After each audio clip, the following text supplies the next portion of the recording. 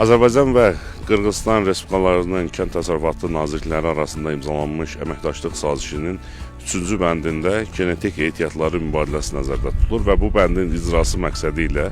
artıq Qırğızstan Respublikasından Azərbaycana 100 baş yakın gətirilməsi təmin edilmişdir.